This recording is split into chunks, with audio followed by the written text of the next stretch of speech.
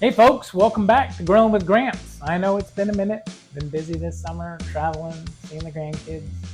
I'm back now with a good fall classic, today being October 1st. I'm going to make something I've made since I was in my late teens, a recipe that is kind of a family recipe, New England style clam chowder. Or as my family used to call it, Hitler's white blood. Why they called that, I have no idea. Anyways, fun fact for you about New England clam chowder. The first restaurant to serve New England clam chowder was Ye Old Oyster House in Boston, Massachusetts in 1836. Later, a president of ours used to go there. He had his own booth and he loved their clam chowder, and that was JFK. All right, let's get started. Here are the ingredients we're going to be using today. We have some bacon.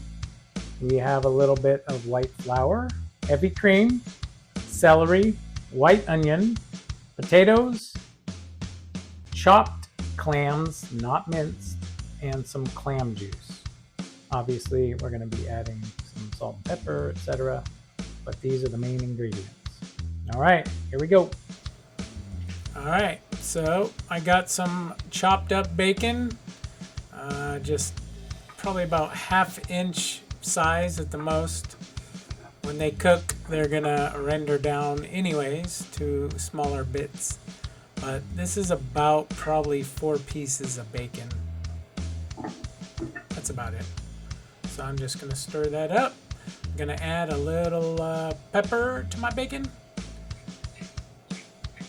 And just gonna fry them up. Obviously, once they get all fried up, you'll want to drain out the grease, and then we're gonna add this in a little bit after we add in the clams and heavy cream. Okay, bacon's all fried up, ready to go. I just got to drain it. And if you notice on my arm, I got a new tattoo. Me, my wife, my daughter, my son, we all got the same tattoo, just different colored lightsabers. Bacon's done, just drain that grease. Okay, in my Dutch oven, I have the fish stock. Altogether, it's about 2 cups. I got my freshly peeled potatoes, cut in about ½ inch sizes. Remember, those potatoes are going to cook down. In goes the celery. Next, the white onion. So as I was saying, as you cook this dish, you'll find that the potatoes get smaller and smaller. It does add a little bit of thickness to the stock, but I'm going to also add a little bit of flour. So we're good to go here. On to the next. All right, now we have our heavy cream. We're going to mix about ½ a cup with about a full tablespoon of flour. So all we're trying to do is get the chowder to turn white and to also add a thickening agent so we can bring the consistency to a, not quite a pudding, but somewhere in between that and water. So I don't know what that's called, but that's where you want to bring it. Okay, people. Okay, potatoes are soft. It's been boiling for just over an hour.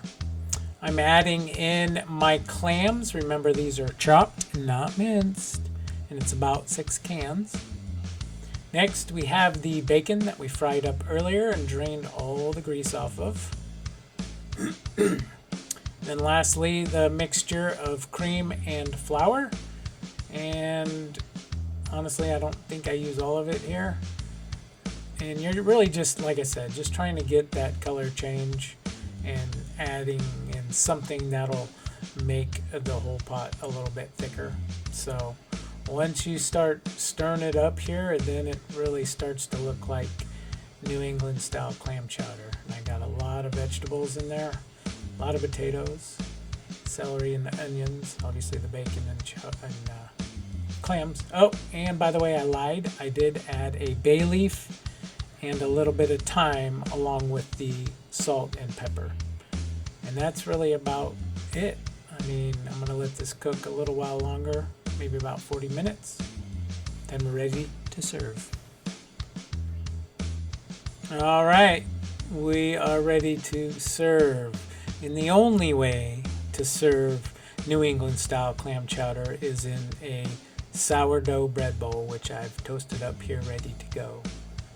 And I am from San Francisco, so they know themselves some sourdough bread bowls with clam chowder on the wharf. So thanks again for joining me on Grilling with Gramps. Throw out suggestions if you want them, but please like and subscribe. Thank you, my friends.